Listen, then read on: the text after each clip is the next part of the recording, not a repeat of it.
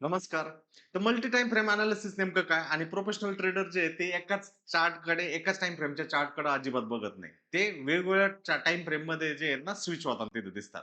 तर ह्या एपिसोडच्या माध्यमातून आपण मल्टी टाईम फ्रेम एनालिसिस नेमकं काय?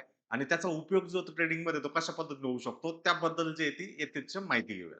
तर नमस्कार मित्रांनो, मी तुम्हाला एक सिंपलचा प्रश्न विचारतो. जर तुम्हाला पुण्यावरनं गोव्याला जायचंय, तर तुम्ही फक्त घरच्या बाहेरचा रस्ता पाहून प्रवास करणार आहे का? नाही ना? तर सर्वप्रथम तुम्ही भारताचा नकाशा पाहाल, मग महाराष्ट्राचा, मग पुण्याचा आणि मग तुमच्या परिसराचा. आणि शेवटी जे आहे ते तुम्ही तुमच्या घराच्या बाहेरचा रस्ता बघणार. कारण मोठा प्रवास जो आहे तो नेहमी मोठ्या चित्रापासून तयार होताना दिसतो. ट्रेडिंगमध्ये सुद्धा आहे ना हेच लागू होतं. कारण काय? तुम्हाला स्मॉल टू हायेस्ट गोष्ट जी आहे ती बघणं सगळ्यात महत्वाचं आहे. पण ट्रेडिंगमध्ये नवीन ट्रेडर्स काय करतात माहिती आहेत का? ट्रेडिंग उघडतात, 15 मिनिटाचा चार्ट उघडतात आणि एखादा पॅटर्न दिसतो. मग लगेच बाय किंवा सेल करण्याचा प्रयत्न करतात आणि 2 तासांनी त्यांचा स्टॉप लॉस जो आहे तो हिट होताना दिसतो. हे का होतं बरं? याच्या पाठीमागचं एक बेसिक रिझन आहे. कारण पॅटर्न जे आहे ते काम करत नाही. प्रत्यक्ष पॅटर्न चुकीचा नव्हता. त्यांचा जो टाईम फ्रेम जो होता तो पूर्णपणे चुकीचा होता आणि याच्यामुळं लोकं जे आहेत ते फेल होताना दिसतात. आज आपण अशी एक टेक्निक बघणार आहोत, की जी जवळपास सर्व प्रोफेशनल ट्रेडरला जी आहे ना महत्वाची आणि मल्टिपल टाईम फ्रेम एनालिसिसमध्ये हिचा उपयोग जो आहे तो होताना दिसतो. कारण तुम्ही मार्केटचा पूर्ण नकाशा जो आहे याच्या माध्यमातून शिकणार आहात. तर चला सुरुवात करूयात. चॅप्टर नंबर 1 ला. मल्टिपल टाईम फ्रेम एनालिसिस नेमकं काय असतं आणि त्याचा उपयोग काय? एक छोटंसं उदाहरणाद्वारे समजून सांगण्याचा प्रयत्न करतो.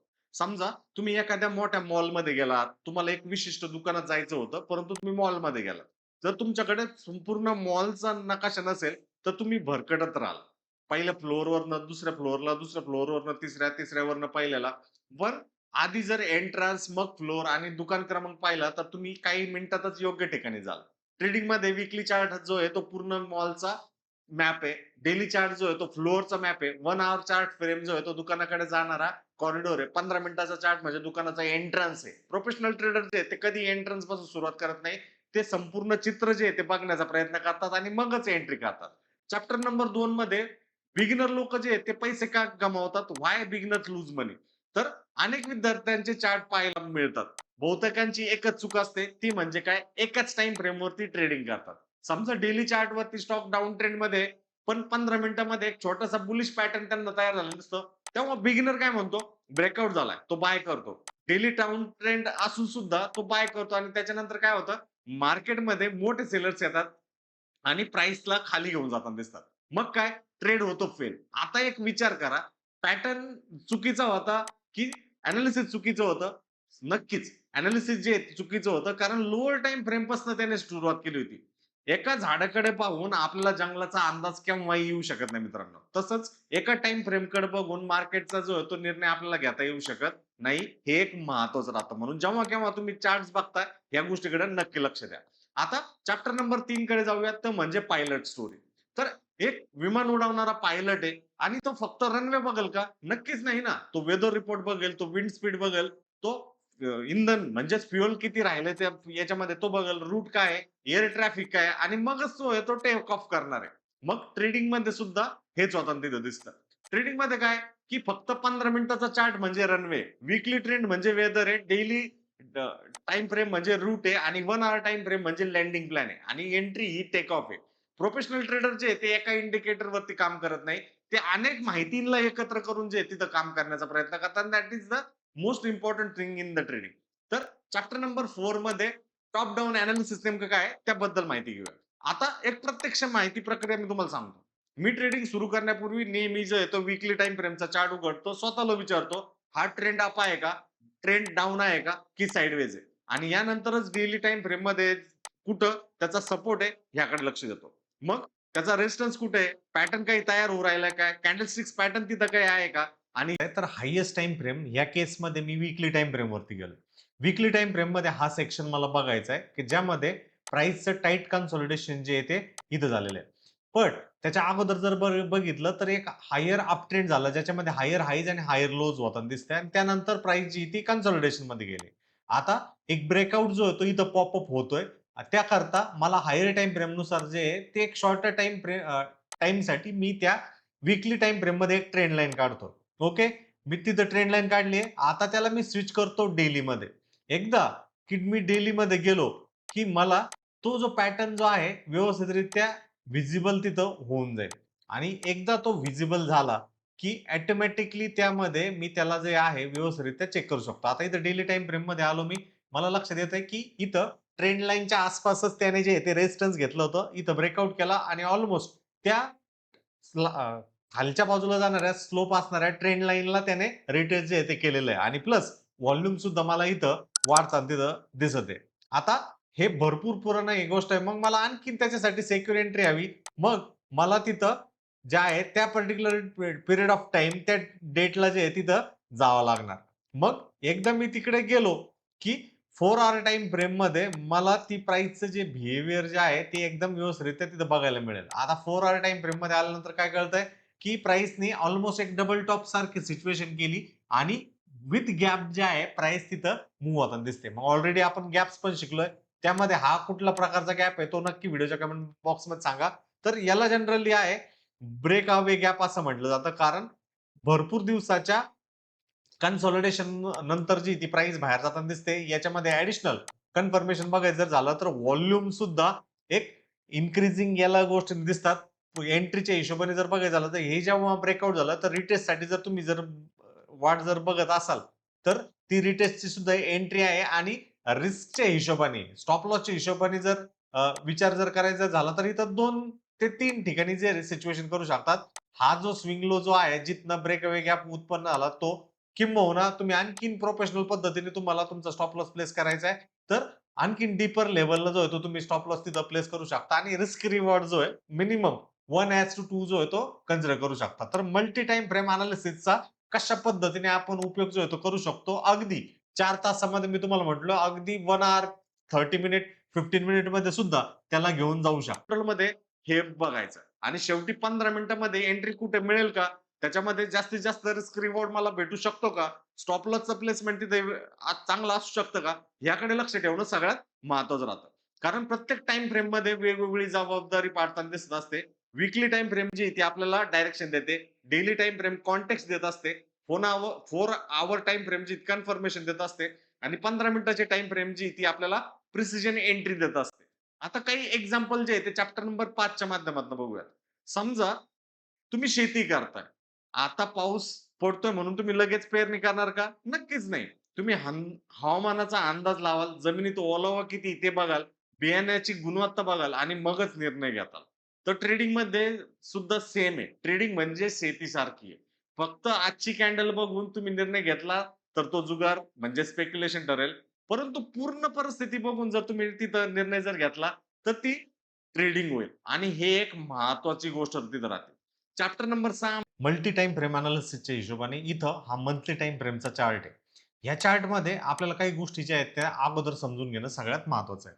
तर याच्यामध्ये आपल्याला स्विंग पॉइंट जे आहेत ते अशा पद्धतीने वरच्या बाजूचा स्विंग पॉइंट, खालच्या बाजूचा स्विंग पॉइंट, पुन्हा एक हायर हाय वाला स्विंग पॉइंट, एक हायर लो वाला स्विंग पॉइंट, पुन्हा एक हायर हाय आणि हायर लो वाले स्विंग पॉइंट जे आहे ते लक्षात येणं गरजेचं आहे. म्हणजे आपल्याला त्यामध्ये लक्षात येतं, की एक हायर टाईम फ्रेमचा जो ट्रेंड जो आहे तो काय इंटॅक्ट कशा पद्धतीने होतो? तो व्यवस्थितरित्या चाललाय का?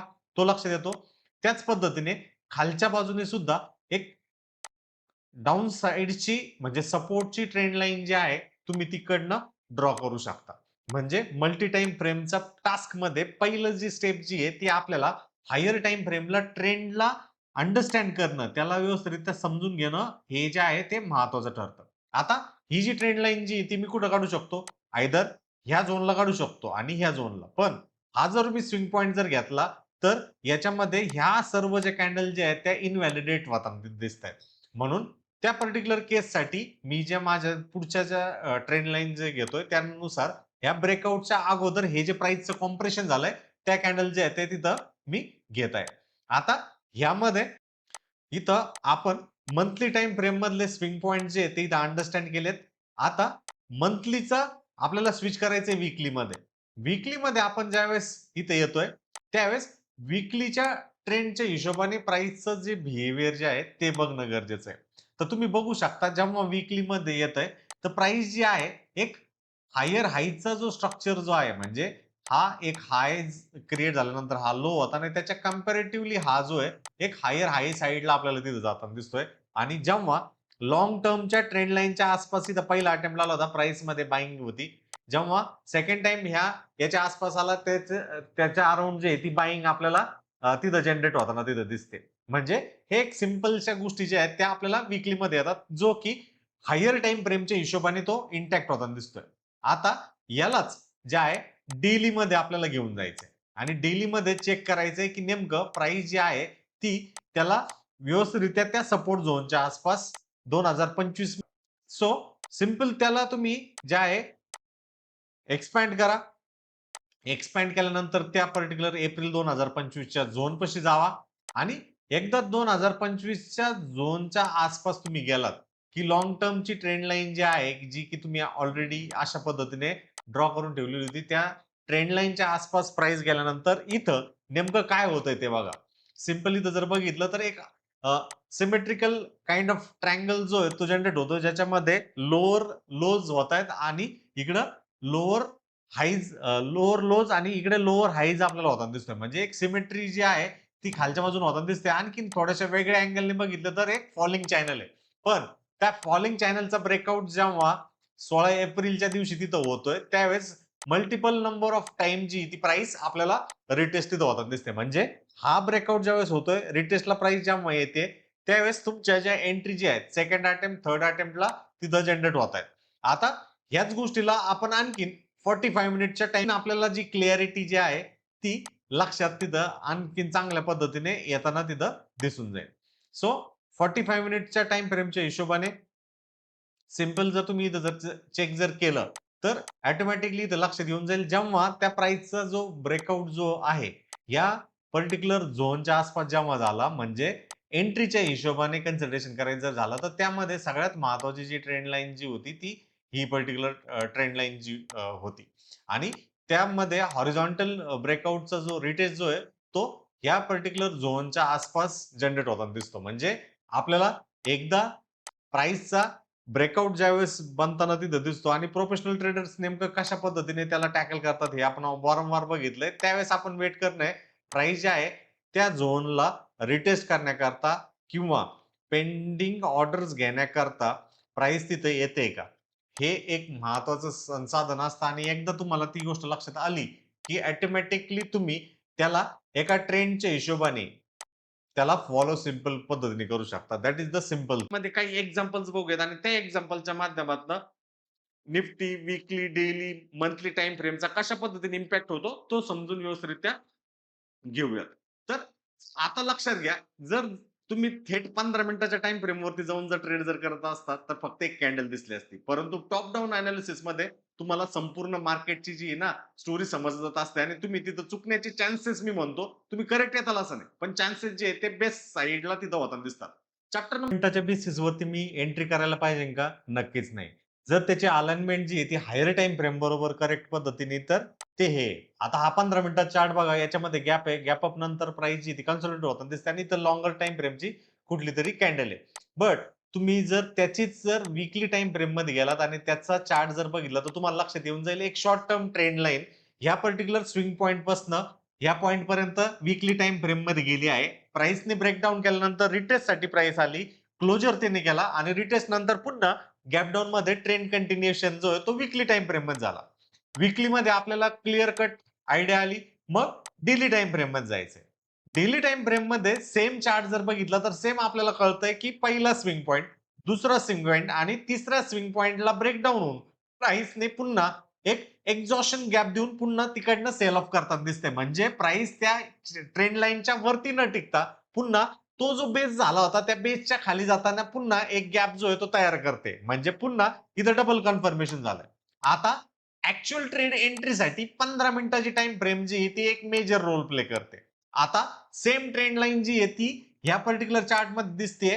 त्या ट्रेंड लाईनच्या आसपास तुम्ही दोन्ही बाजूला जर बघितलं तर इकडल्या बाजूला गॅप डाऊन, इकडल्या बाजूला गॅप अप, अगेन इकडे गॅप अप आणि अगेन ह्या स्विंग पॉइंटच्या खाली जर तुम्ही जर बघाल तर क्लीन जे आहेत गॅप डाऊन जे ते होतात तिथे दिसत आहेत. म्हणजे गॅप अप्स आणि गॅप डाऊन जे ते कोणाच्या कंट्रोलमध्ये नसतात, परंतु एक मेजर सपोर्ट झोनच्या आसपास जर प्राइस अशा पद्धतीने आपल्याला तिथं येताना तिथं दिसते आणि मल्टिपल नंबर ऑफ गॅप्स होऊन सुद्धा प्राइस त्या सपोर्टला ब्रेकडाऊन करताना तिथं दिसते, म्हणजे तो एक चांगल्या पद्धतीचा हिंट आहे. मग अशा ठिकाणी प्राइस अशी जर गॅप्स डाऊन जर तिथं करू राहिले तर एंट्रीज काय? एंट्रीज ज्या आहे मेजर जो बेस जो होता त्याच्या खाली तुमच्या एंट्रीज जे आहे ते होणं सगळ्यात महत्वाचं राहतं आणि स्टॉप लॉसच्या हिशोबाने जर पकडायचं जर झालं तर लेटेस्ट स्विंग हाई जे आहेत जसं की हा एक स्विंग हाई जो आहे तो एक स्टॉप लॉसच्या हिशोबाने आपण कन्सिडर आउट जो आहे तो करू शकता. एल्स तुम्ही गॅप सुद्धा जे आहे ते कन्सिडरेशनच्या हिशोबाने तुमचे मिनिमम रिस्क रिवॉर्डच्या हिशोबाने तुमचे एंट्रीज पॉइंटच्या हिशोबाने जे आहे ते कन्सिडर करू शकता. अशा पद्धतीने तुम्ही जर मल्टी टाइम फ्रेम अनालिसिस जर ठेवलात तर ऑटोमॅटिकली एक वर्किंग प्रोफेशनॅलिटी जी ती वाढेलच, परंतु तुमचं ट्रेंडचं कन्फर्मेशन जे आहे ते होईल. प्लस याच्यामध्ये तुम्ही व्हॉल्यूम आणि आणखीन काही ऍडव्हान्स कन्सेप्ट जे ते ऍड करू शकता. नंबर 7 मध्ये 5 मिनिटं 15 मिनिटं वीकली ट्रेंडला इग्नोर करायचा, डेली टाइम फ्रेम जो होती सपोर्ट रेजिस्टन्स कुठे ते बघायचं नाही, ब्रेकआउट वरती एंट्री करण्याचा प्रयत्न करायचा आणि हायर टाइम फ्रेमच्या अगेन्स्ट ट्रेड केला तर तिथं फसण्याचे चान्सेस जे ते होत असतात.